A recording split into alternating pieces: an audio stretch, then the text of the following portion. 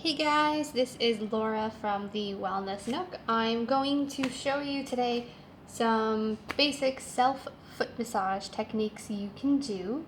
Um, Pretty simple. I posted yesterday some pictures of different reflexology charts, really basic ones that are not maybe 100% accurate, but a good basic just to think about.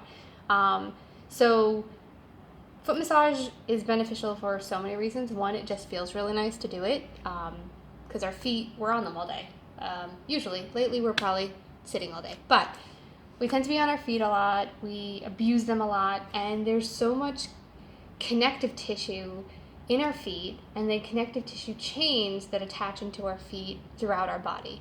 So, this kind of correlates with that reflexology concept, meridians in Chinese medicine, and then if you're going to go more into the Western science behind it, we have fascial chains or common connective tissue chains that go throughout our body. Ida Rolf has a lot of information on this and how those chains kind of where they attach, and those correlate pretty consistently with meridians. So if we're going to go with that, consistently thinking of that way, we think about this is our spine. So think about like this will help with low back stuff. Over here is like mid back, your neck, all of this with your head. This side is going to be more like shoulders and your arm. Out here would be like your hips, like this part of your ankle. So there's a lot of benefits to working on your feet throughout your body, as well as just feels really good on your feet. You do not need to use any kind of oil or anything when you're working on your feet. Pros and cons. Working with oil makes it more fluid, but you also need to make sure to wipe your feet off afterward, because if you're going to be walking on a slippery surface, if you're going to shower, it'll make it slippery. So you want to make sure to wipe off your feet if you use oil. One of the benefits though is if you're using oil with like an essential oil. So today I'm going to do a little bit without oil, but then also with some essential oil. I'm going to use Copaiba because it's good for inflammation, because a lot of times we'll get inflammation in our feet because we're on them a lot. Your feet, so the skin, the volar surfaces, so the soles of your feet, palms of your hand, is different than the skin throughout your body. Your skin has sebaceous glands and hair to help protect it. Sebaceous glands create sebum, which is that oiliness. There's more of that on the rest of your skin than here. We have more sudoriferous glands, which are sweat glands on our feet and our hands. So that's what kind of helps detox our feet. But we don't have as much of that oily layer as we would on our arms or our legs. So there's less of that protective barrier. As well, there's no hair on the palms of our hands and our soles of our feet. And hair catches things to keep it from getting into our skin. So it has less of those barriers. So it is able to absorb. Also, because of more sebaceous glands and more sweat coming out of our feet, we have larger pores in our hands and feet, so it absorbs more. So putting something on the soles of your feet and even the palms of your hands can absorb into your body faster, get into your bloodstream. There have even been studies that show within 20 minutes of putting something topical onto your feet, it can be found throughout your body within 20 minutes. So yeah, it's a good way to get the benefits of therapeutic grade essential oils throughout your body on your feet. So lavender is really nice if you have anxiety. If you're you could use immune boosting ones. Young Living has a good blend. Thieves, but so does I think it's On Guard with doTERRA. And then there are a lot of really good essential oil brands. I just happen to use Young Living, but I love doTERRA as well. I have some of their oils, just not with me, and they're just great oils. Find what works for you, do your research, and yeah, it's always good. All right, so starting with our feet, simple massage. So usually you want to think about keeping yourself straight and just leaning into it and just kind of walking with your thumbs at first. So you don't want to be doing it with your thumb like that. It's going to get very tiring. You literally want to keep your arms straight and lean your whole body back and forth. Just walking. Kind of like think about like making a grid on your foot. So you walk one line, then go over, walk down another line, and just kind of thinking about walking all over your foot, warming up the tissues. Because again, if you did want to be using essential oils, if you create warmth to the area, increasing heat, that's going to dilate your capillaries, and then they're going to be more receptive to taking on the, essential oil. So from here onto your heel to kind of press in here, I make like a hook. So your thumb is going on the back of your heel and your knuckles are going into the heel. So you're just kind of hooking and then just pressing. It's a good way to just kind of get nice compression in. You can do both directions, create that same hook, do the side of your heel, and just do that. Add some compression into your heel. And then back to walking with our thumbs. And then now as you're starting to warm stuff up, you can kind of do small sliding. So you're not doing a long slide, just with your walking, you're gonna slide maybe like 1 centimeter.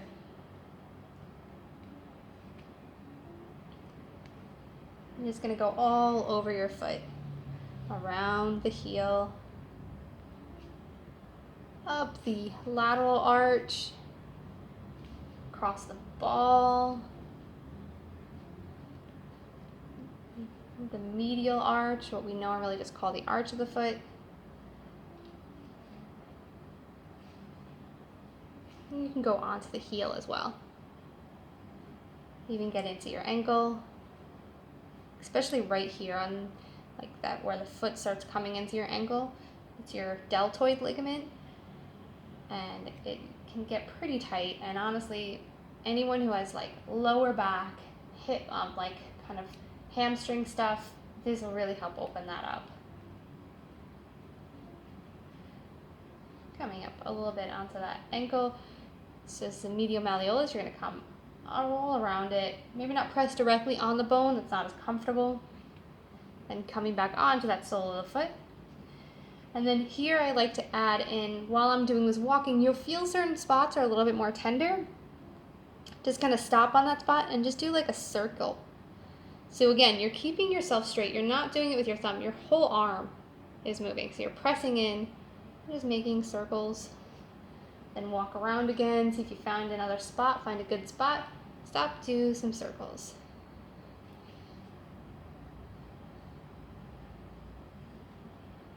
And its pressure is pretty much to your comfort.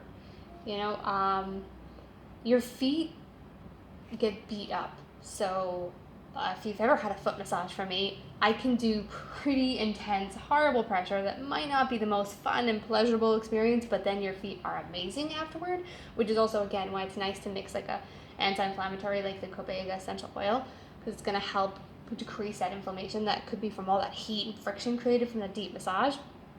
But it feels amazing afterward. But you can still get so many benefits even if it's not uncomfortable. You can go, you want to put some pressure, but you don't have to go crazy deep to really feel the benefits of opening up the connective tissue on your feet. So here's another thing where I like to do where it's like stretching. You're going opposite directions. So thinking about pressing the finger pads, not the fingertips, into the sole of your foot, pressing your thumb. So it's like my body twists. So this way is going that way, and the other hand's going the other. So it's like you're creating a pull. So I'm opening up that plantar fascia.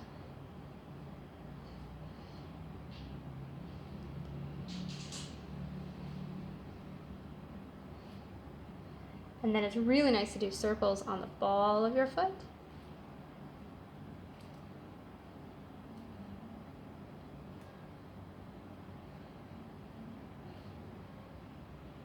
And then another really nice thing to do, a lot of us are very tight between our toes. You want to do like a toe hug. So you're going to thread your fingers between your toes. Just kind of hold there. You can kind of do some range of motion, like rotate your foot, and really try to get movement in the ankle and the foot. And you can even do a hook motion where you kind of press your thumb in.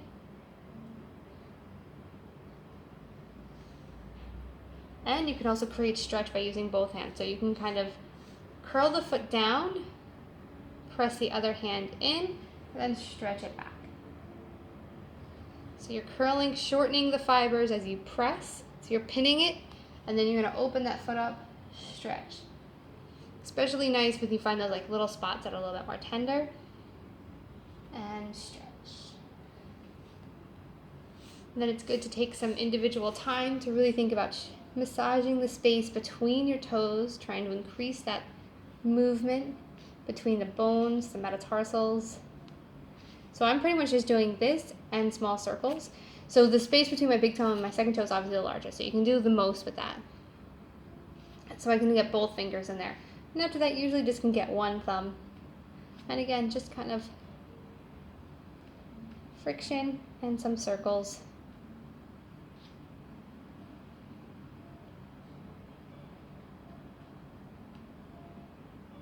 You can create some scissoring movements between your toes.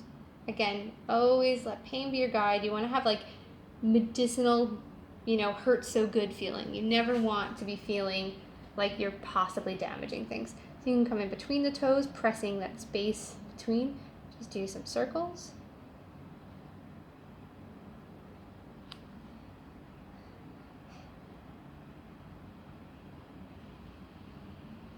And again, you can thread between your toes.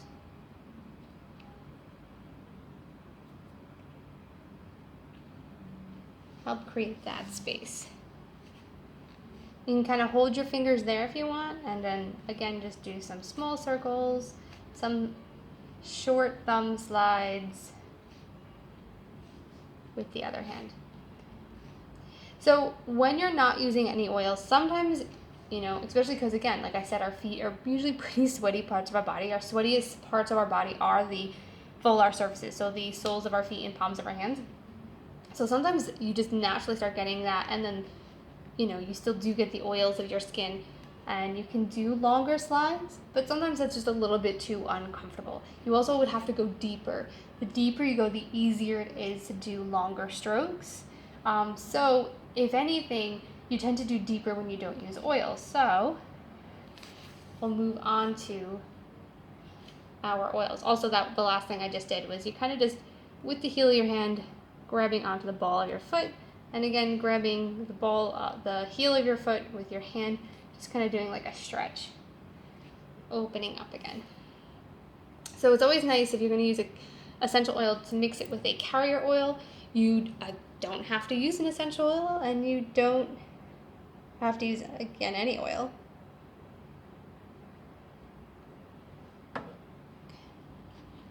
And you really just use a very little bit. Like, that's more than enough. You can see how much I have in my hand. It's nice to warm it up before you just jump on yourself, and then you just kind of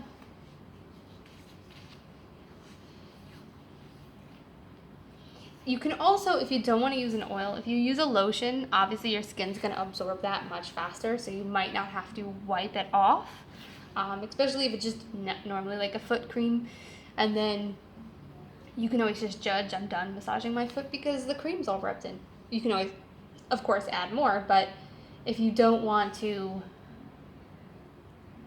have to worry about wiping your foot off afterward with like a towel or something.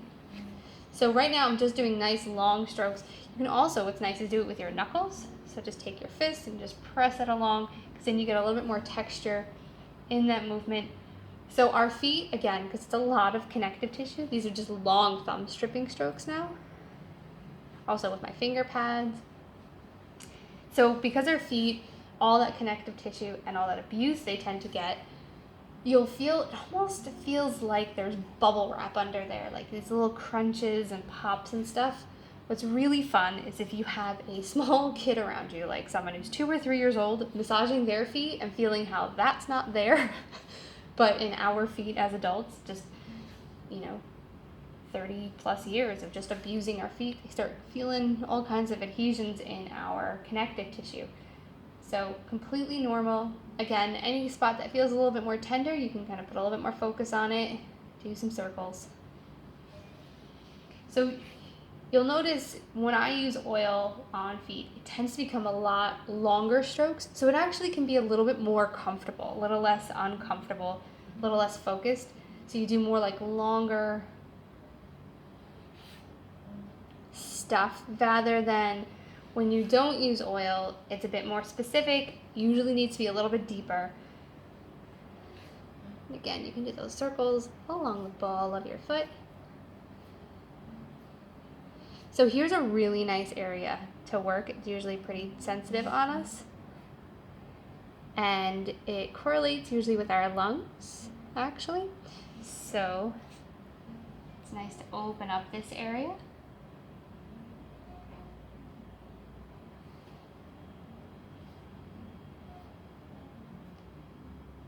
So you can think about going like this. Actually, another nice way to work this area is you can, again, thread your fingers through your toes. If that's too uncomfortable and you don't like doing it, you can just also grab between the big toe and the other toes. With your thumb, you can create like a J movement. So you're coming down and up.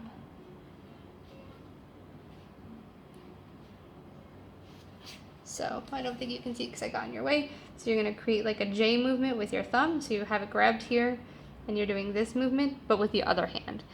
I guess you could do it with this hand. It's not quite as comfortable. And you could, of course, do it like how I'm doing it right now. It's always just make sure you don't feel uncomfortable in your hands, in your back, in your shoulders while you're doing this on yourself, because you don't want to be helping your feet just to hurt your back. And again, you don't want to necessarily neglect the other side of your foot, so you can kind of hook underneath, really get that pinky edge of your foot. You can kind of use your finger pads or your thumb to you'll feel that bone, and then you'll feel like the fleshy part of the foot pad. You can try to get in between there with a finger pad or your thumb. You can also really get into your ankle over here.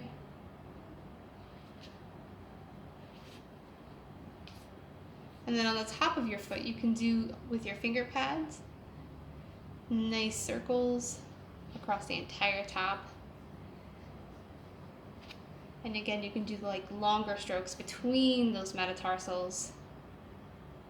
You can do some more isolated friction like we were doing before without oil. Usually the space between your big toe and your second toe tend to be, you can just get in there more, so it's nice. Get between your toes. Now, if you are diabetic or have any circulatory issues, you do want to make sure not to accidentally cut your feet.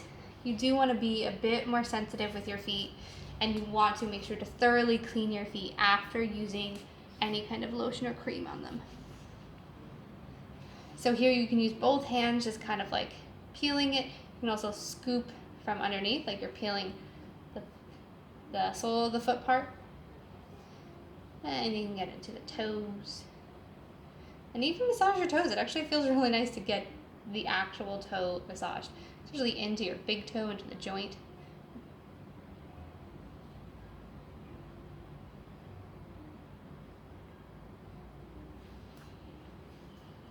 You can get on either side of it.